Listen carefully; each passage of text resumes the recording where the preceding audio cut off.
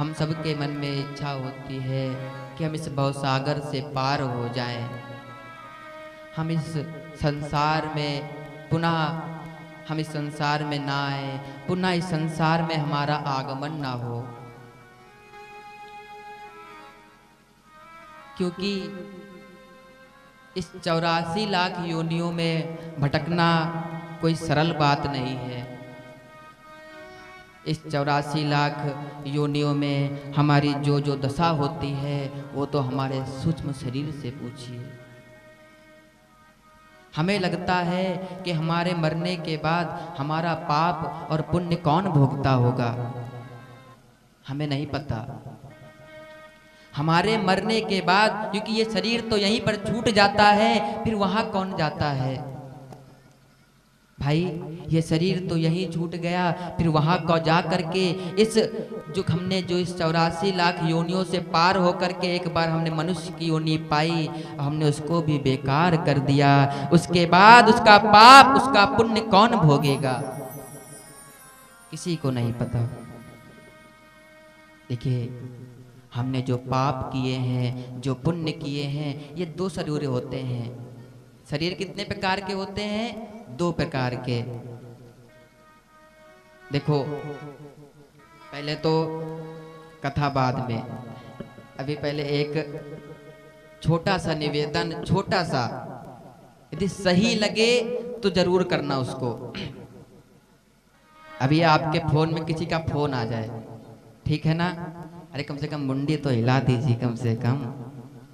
इसका भी खर्चा लगता है सीतापुर वालों को, इसका भी खर्चा लग रहा ना। ना खर्चा लग रहा हो तो बता देना भैया, सबका हिसाब किया जाएगा। देखो, हमने हमारे पास फोन में किसी का कॉल आया, अब फोन हमने उठाया तो पहले शब्द क्या निकलता है? हेलो। इंसान जान जाता है कि भाई सामने वाला उपस्थित है, कॉल सही जा रही, आवाज आ रही है, मतलब हेलो का अर्थ निकल गया कि आवाज सही से पार हो रही है और इस इंसान किसी मुसीबत में नहीं है, वो इस समय फ्री है, मतलब खाली है। तो पता कैसे चला? केवल आपके हेलो बोलने से, है ना। तो ये हमने और हम और आप यहाँ पर क्या कर रहे हैं? संवाद। हम और आप यहाँ पर क्या करने आए? संवाद करने आए। और किस चीज का? राम की चर्चा पर, राम की कथा पर। अच्छा, संवाद करने भी आए हैं और फिर हम यूं बैठे रहे केवल, तो हम तो सोचेंगे मुर्दा बैठा है भाई, हम कहाँ से सुना पाए। अब देखो, आप लोग जब कुछ हाँ ना जवाब दोगे तो हमें भी लगेगा भाई हम जो कथा सुना रहे वो यहाँ पे जा रही है। अब ये यूं बैठ, एक यूं बैठा है, एक यूं कर रहा है, तो एक यूं, तो हमें लगेगा सब अपने मस्ती में, सब अपने मस्ती में, अपने मस्ती में। तो वही बात हो जाती है, सब झाड़े में, हम अपन अपने राम भक्ति में। भाई कोई सुने ना सुने, पर हमारे हनुमान जी महाराज तो अनंत बलवंत श्री हनुमंत लाल जी महाराज तो सुनते ही हैं राम कथा, कोई सुने ना सुने। लेकिन यहाँ पर आए हैं तो वहां से इजाजत तो यही मिलती है कि जहां जाओ वहां के लोगों को ऐसा राममय कर दो, ऐसा राममय कर दो कि अयोध्या भी सोचे आज अयोध्या सीतापुर हो गई है। अयोध्या को भी शर्म आ जाए, वो भी शर्मा जाए कि भाई ऐसी भक्ति सीतापुर में भी है क्या। तो इसीलिए जब कुछ संवाद हो ना, तो हाँ भाई, एक कुछ नहीं, अच्छा हाँ नहीं तो केवल मुस्कुरा दिया करो, हम समझ जाएंगे भाई बात सही लग गई। और जहां बात सही ना हो कर देना हम लगेगा कि अब भैया लगता है कथा गलत हो रही, तो कुछ और दिया जाएगा। देखो भाई, यहाँ पर हम ये नहीं, अपनी तारीफ नहीं, ये जो व्यासपीठ होती है ना, व्यासाय विष्णु रूपाय, व्यास रूपाय विष्णुवे, ये भागवत जी का श्लोक है। भागवत जी क्या है? हमारे भागवत जी 18वां पुराण है। भागवत ये साक्षात भगवान श्री कृष्ण की वांगमयी प्रतिमूर्ति है। तेनयम वांगमयी मूर्ति, ये तो वांगमयी मूर्ति है। साक्षात ठाकुर जी का वांगमयी मूर्ति है, उसमें ये बात लिखी हुई है, फिर कैसे इसको निकाला जाए। तो इसीलिए आप सब लोग हुकारी तो नहीं, केवल हंस दीजिएगा, हम समझ जाएंगे भाई कथा अच्छी जा रही है ना। तो कथा में चलते हैं बढ़िया, क्योंकि कथा ये राम कथा कोई छोटी मोटी कथा नहीं है। अच्छा सही बताए ना, हमने भागवत पढ़ी तो उसमें इतनी कथा नहीं है जितनी कथा इस राम कथा में है। इसमें कथा में कथा है। अब राम जी वनवास गए तो कथा हो गई, अब क्यों गए इसकी भी कथा बन गई। 14 वर्षीय क्यों गए इसकी भी कथा बन गई। और 14 वर्ष में रावण को ही क्यों मारने गए वहां पर, चाहते तो यहीं से मार सकते थे भाई, भगवान थे कोई, ये तो था नहीं कि जाकर के वहीं से राम बाण चलाना था। चाहते तो अपने महल से मार सकते थे अयोध्या से। वो साक्षात परम पिता परमेश्वर परम ब्रह्म परमात्मा है, वो सब कुछ कर सकता है, वो अनादि है, वो सब कर सकता है। उसको 14 वर्ष जाकर के जंगलों में भ्रमण करना, जंगलों की ठोकर खाना, माता सीता का खो जाना, ये कोई छोटी मोटी बात नहीं है। देखो संसार में जो भी आता है सब वियोग करते हैं, सबको राम वियोग होता है। देखो सबको कर्मों का फल भोगना पड़ता है। और ये बात किसने समझाई, सबने समझाई। राम जी ने भी अवतार लिया, उन्हें भोगना पड़ गया 14 वर्ष। भगवान श्री कृष्ण ने भी अवतार लिया तो उन्हें वियोग करना पड़ा। अरे इन्हें गोपियों का वियोग करना पड़ा, अरे इन्हें अपनी माँ यशोदा का वियोग करना पड़ा। तो हम तो आप तो साधारण मनुष्य हैं, तो हमें क्यों नहीं करना पड़ेगा। अब भाई जिसकी फैक्ट्री है, जब उसको ही नुकसान हो रहा है तो हमको तो नुकसान झेलना ही पड़ेगा भाई, क्योंकि हम तो काम करते हैं उसके नीचे। तो इसीलिए जब परमात्मा को भोगना पड़ गया तो हमें भी भोगना पड़ेगा। इसलिए बोलो एक बार सीता राम। देखो सीताराम बोलने का भी बड़ा लाभ है, कथा बहुत है, बस कहाँ से देखो कथा कहाँ चल रही, कहाँ से कहाँ घूम के आ जाती है। अच्छा इसलिए एक बार जोर से बोलो सीताराम। सीताराम बोलने से होता क्या है भाई, हमने दवा खाई, दवा खाने से होगा क्या हमें यही नहीं पता, तो हम दवा कहाँ से खाएंगे। दवा तो खा ली, अब दवा खाने से होता क्या है, सर का दर्द खत्म होगा कि पैर का दर्द शुरू होगा, ये तो पता ही नहीं है। देखो हमारे अंदर जितनी क्या होती है, देखो एक गुण होते हैं अवगुण होते हैं।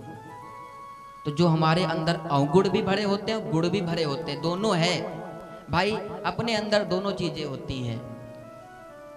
तो जब हमारे अंदर जो अवगुण होते हैं ना, जब हम बोलते हैं सीताराम, तो अंदर से जो हमारे नाभि से जो आवाज निकलती है, नाभि से जब, तो नाभि से आवाज जैसे जैसे आती है कंठ में जब पहुंचती है, तो कंठ का जितना मैल होता है, जब ये मन के पास जब आवाज पहुंचती है, मन में जितना अहंकार होता है कि हम संसार में ये हैं, हम संसार में ये हैं, वह सब का सब नष्ट हो जाता है। इसलिए सीताराम बोलना पड़ता है। बोलो एक बार सीता राम। तो भव सागर चह पार जो पावा, राम कथा ता कहा दृढ़ नावा। इस चौपाई का बड़ा रहस्य है कि भव सागर, ये संसार, ये जो संसार है ना, ये संसार संसरत इति संसारा, जो दिन पर दिन दिन पर दिन दिन पर दिन दिन पर दिन सरकता चला जाए। क्या सरकता, जो आज यहाँ पर है कल इसका बदल परिवर्तन हो जाता है, संसार परिवर्तन करता है, वो संसार है। संसरत इति संसारा, जो दिन पर दिन सरकता चला जाए, वो संसार है महाराज।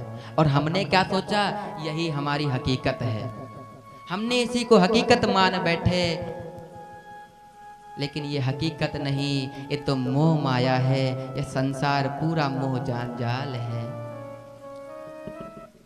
ये तो एक गेम है, इस गेम को जिसने पार कर लिया वो तो परमात्मा को प्राप्त कर सकता है, जो इस गेम में ही फंस गया वो फंस के मर गया।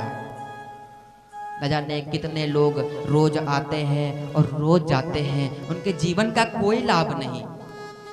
अरे जीवन का लाभ तो आप लोग उठा रहे हैं आज। अच्छा, जब राम जी की इच्छा होती है तब राम कथा भी होती है। बिना कृपा के सत्संग सुलभ भी नहीं होता है।